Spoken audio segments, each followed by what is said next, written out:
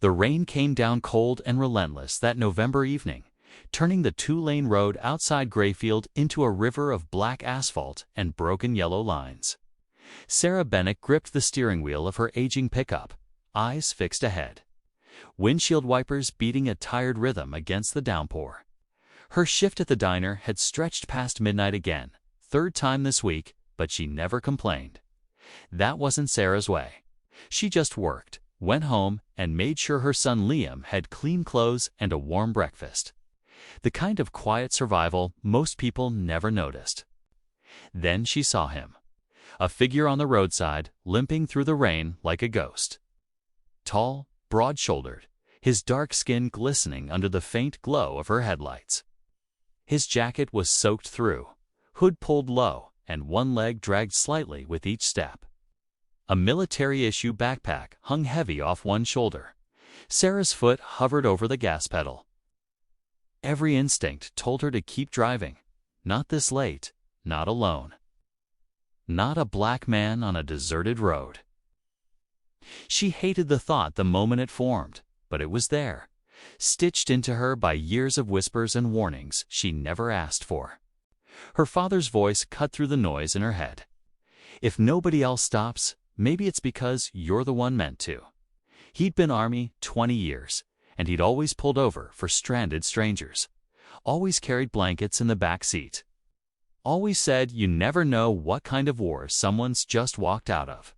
Sarah exhaled hard and eased the truck onto the shoulder. The rain hammered louder as she rolled down her window halfway, letting in the cold and the smell of wet earth. "Hey," she called out, her voice steady. "You okay out there?" The man stopped walking. He didn't turn right away, just stood there in the rain, water pouring off the edge of his hood. Then slowly, carefully, he looked at her. His face was younger than she expected, maybe early 30s, but worn in ways that made him seem ancient. A long scar ran from his temple to his jaw, raised and red at the edges. His eyes were sharp, cautious, scanning her truck like he was calculating risk.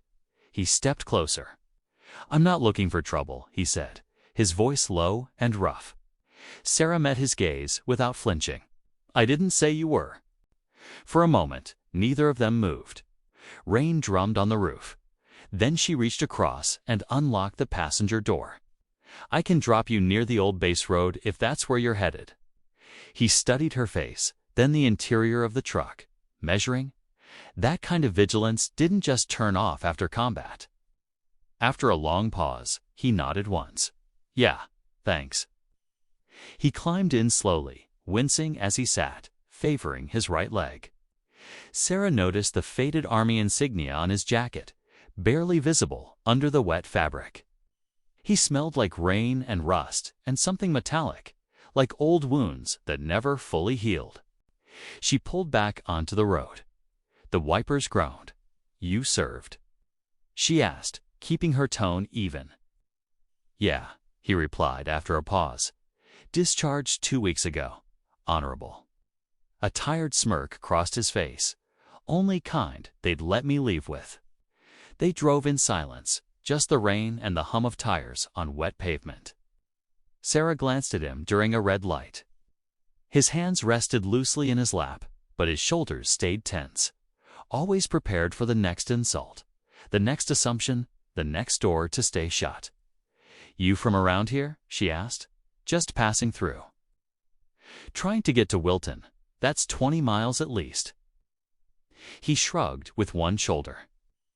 Didn't have many options. Sarah passed the turnoff to the old base road and slowed. The gate was rusted shut, overgrown with weeds. She looked at him. "Do you have somewhere to stay tonight?" He didn't answer, just stared ahead.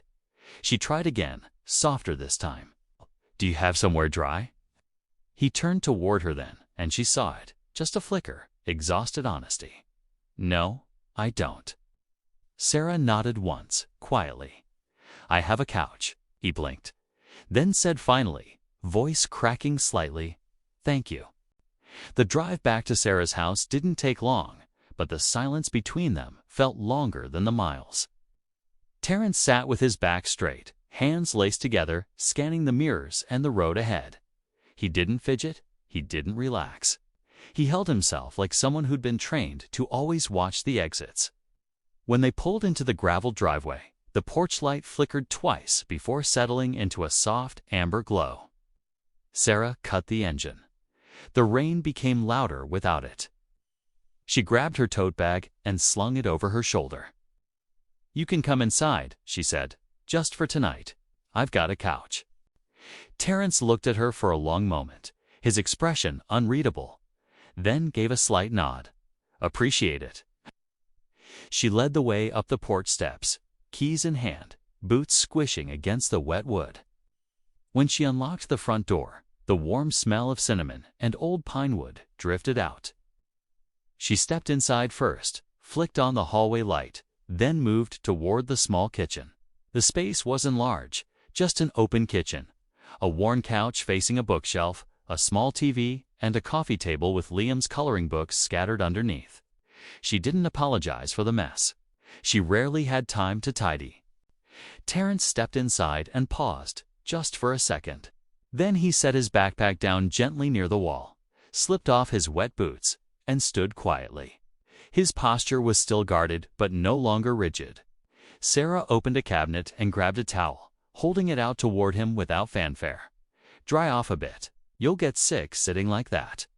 "Thanks," he said, taking the towel. His fingers brushed hers lightly. His hands were rough and cold, the calluses clearly earned. He patted down his face, neck, and shoulders slowly, like he wasn't used to being dry indoors anymore. She put a kettle on the stove, pulled 2 mugs from the shelf, and without asking how he liked it, dropped a chamomile tea bag into each. The kitchen was quiet, except for the kettle warming and the sound of water still dripping from his coat to the hardwood floor. "You can sit if you want," she said, gesturing to the couch. He nodded once and did, moving slowly. Sarah noticed him wince again as he adjusted into the seat, favoring his right side. She thought about asking if he was injured, but held back. Instead, she poured the hot water into the mugs, carried them over, and set one on the coffee table in front of him. "Sugar's in the jar," she offered. "Plain is fine," he replied. She sat in the chair across from him, not too close, not far. She sipped her tea and studied him in a way she hoped wasn't obvious. The lamp beside the couch gave off enough light to see more of him now. His skin, deep brown, glistened faintly from the rain. The scar down his face was still red at the edges, newer than she thought. His eyes, though dark, didn't seem cold. Just tired. Not the kind of tired sleep could fix. A soft shuffle from the hallway made them both glance toward the sound. A small figure stood near the corner. Liam, barefoot, hugging his stuffed fox to his chest, his pajama pants bunched up at the ankles. His eyes were wide, curious, but not afraid. Sarah stood slowly. "It's okay, sweetheart," she said, walking over. "We've got a visitor tonight. Why don't you go back to bed?" Liam looked at Terrence, then at her, then nodded. "Is he a friend?" Sarah hesitated. "He's someone who needed a ride." Liam didn't ask more. He just yawned and turned away. "Tell him I don't mind if he uses my blanket. The blue one's softer." Sarah smiled. "Thanks, bud."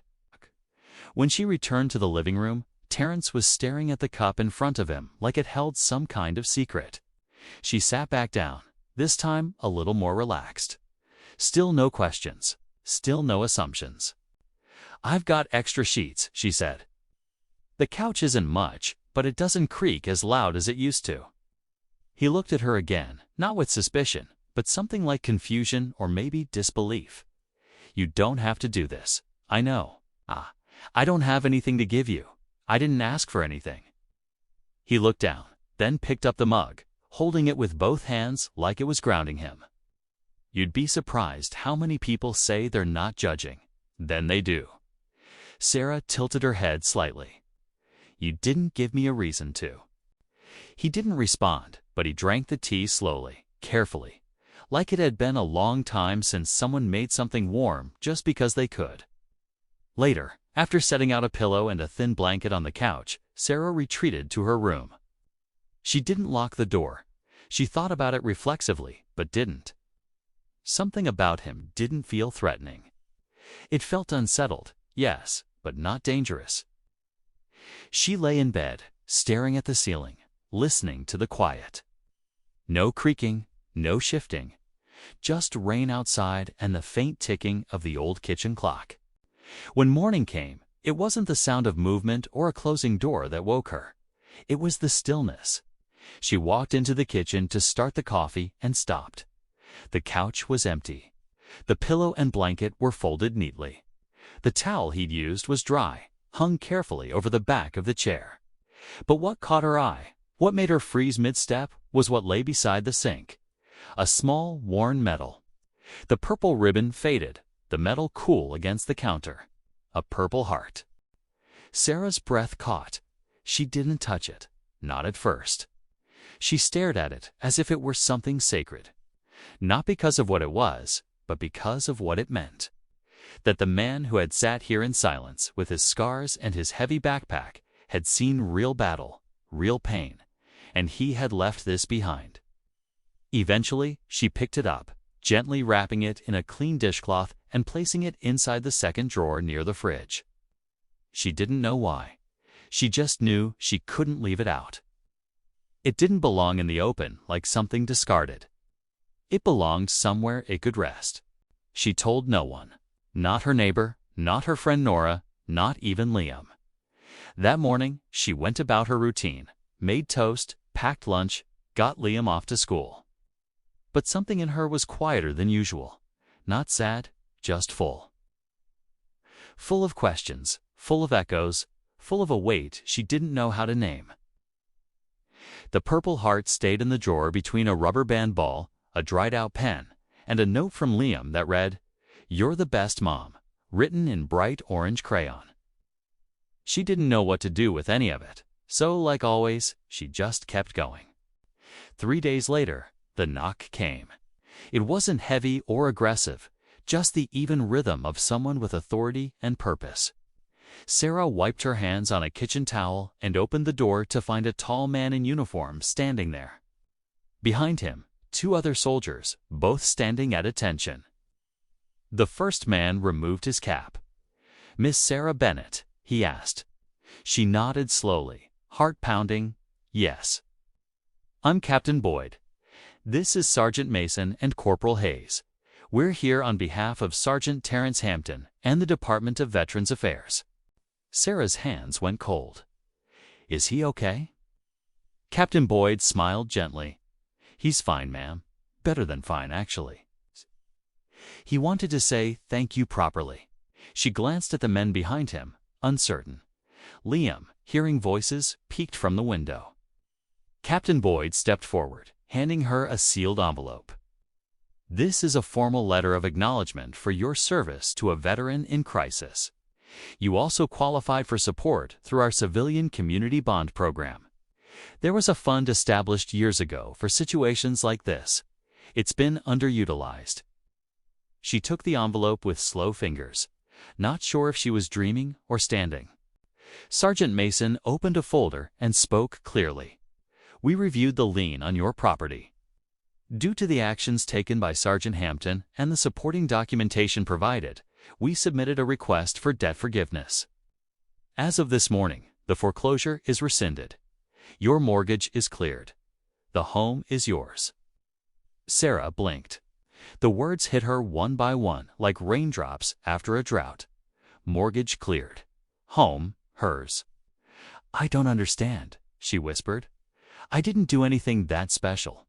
Captain Boyd shook his head. "You did something almost no one else would have. You saw him." Liam opened the door then, stepping barefoot onto the porch. "Is that the man who drank the tea?" Sarah half laughed, half sobbed. "Yes, baby. That's him."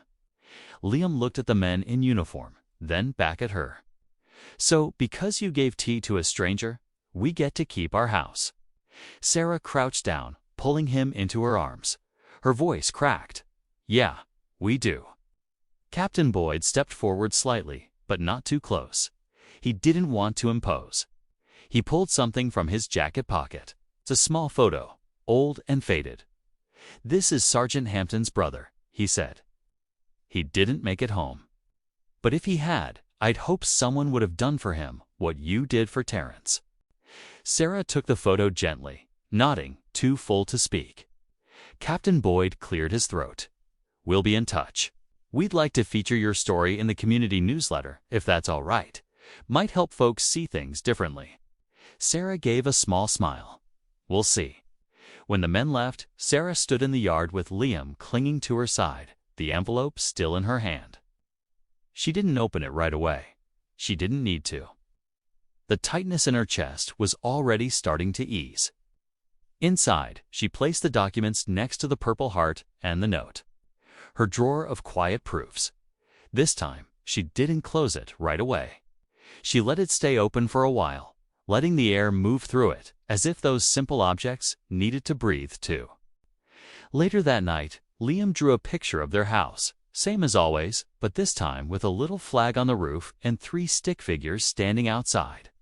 He handed it to her with a grin. "That's us," he said, "and that's the man who came back." Sarah looked at the picture for a long time. In it, they were all smiling. And for the first time in weeks, she let herself believe that maybe, just maybe, they would be okay. Because kindness, she realized, wasn't just something you gave. It was something that came back. Not always in the way you expected, but always when you needed it most.